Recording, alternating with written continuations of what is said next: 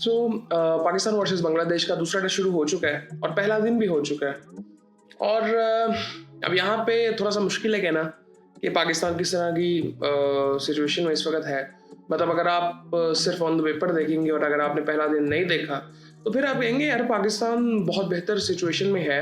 278 पे all out कर ली है और 21 में पाकिस्तान का कोई आउट नहीं है। अच्छा स्टार्ट किया पाकिस्तान ने, लेकिन अगर आपने मैच देखा है तो फिर आप कहेंगे कि पाकिस्तान ने किया क्या है। सो खैर यहाँ पे अगर बात करें तो 116 पे पाकिस्तान ने 6 आउट कर लिए थे बांग्लादेश के।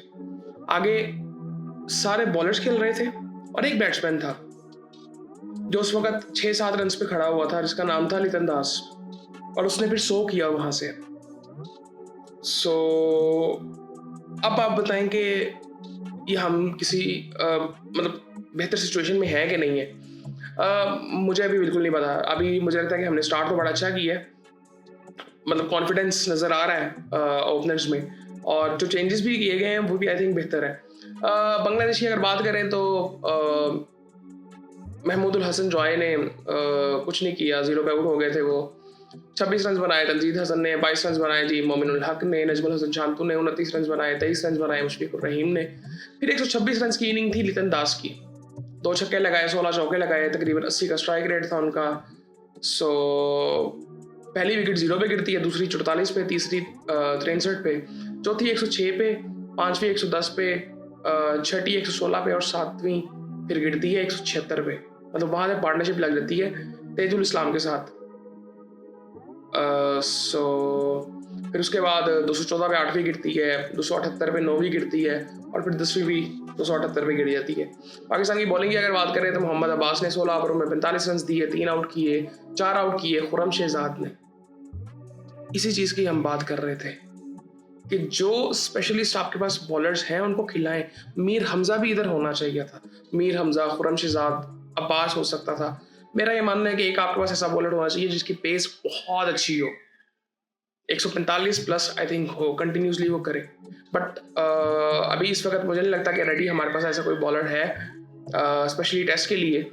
लेकिन फिर भी मीर हमजा इधर होना चाहिए। तो मीर हमजा बाहर क्यों है, कोई रीजन नहीं है इसका। खुर्रम शहजाद बाहर क्यों है, कोई रीजन नहीं है इसका। उसके बाद पाकिस्तान बैटिंग के लिए आता तो पाकिस्तान में आज चेंजेस भी थे। इमामुल हक को बिठाया गया, आई थिंक यही चेंज बनता था। अब बातें हो रही थी कि यार शायद उसको सऊद को ना बिठा दें, लेकिन आई थिंक सही चेंज किया है, क्योंकि ये जो हम पिछले कुछ सालों से कर रहे हैं ना, कि ओपनर्स को हम नीचे खिलाना शुरू कर रहे हैं और नीचे जो मिडिल ऑर्डर के बैट्समैन हैं उनको ओपनर्स हमने बना दिए बेसिकली।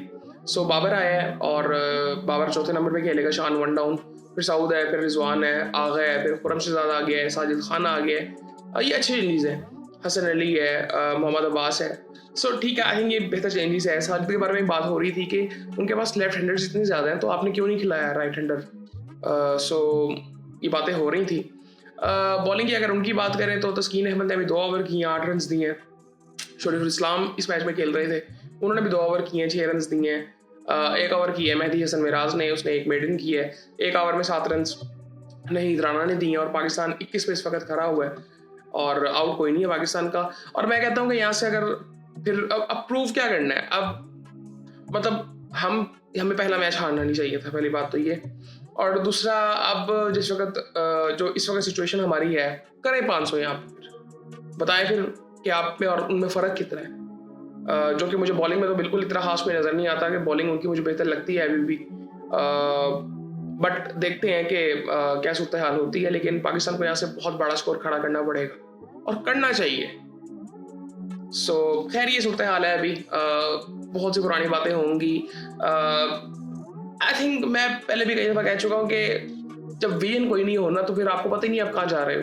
ये तो हम आज कुछ हुआ है तो हम उस पर बात कर रहे हैं, कोई विजन नहीं है। WTC की हम क्या बात कर रहे हैं, कोई मतलब उसके चांस ही नहीं लग रहे, कोई चांस ही नहीं है। आई थिंक अभी मैं कल ये देख रहा था कि पता नहीं 1.2% भी चांस नहीं है पाकिस्तान के क्वालिफाई करने के WTC का फाइनल में। साउथ अफ्रीका और ऑस्ट्रेलिया का लग रहा है, उसके बाद तो किसी के चांस लग ही नहीं रहे हैं। सो खैर जिस लेवल पे इस वक्त वो खेल रहे हैं हम तो कहीं पे भी नहीं है खैर। और आई थिंक अभी तो ऐसे लग रहा है डिजर्व भी नहीं करते जो हम जिस तरह से क्रिकेट खेल रहे हैं। और कॉमन सेंस कहीं पे नजर आती नहीं है। सो खैर ये सूरत हाल है जी, बाकी फिर आपसे बाद में बात होती है।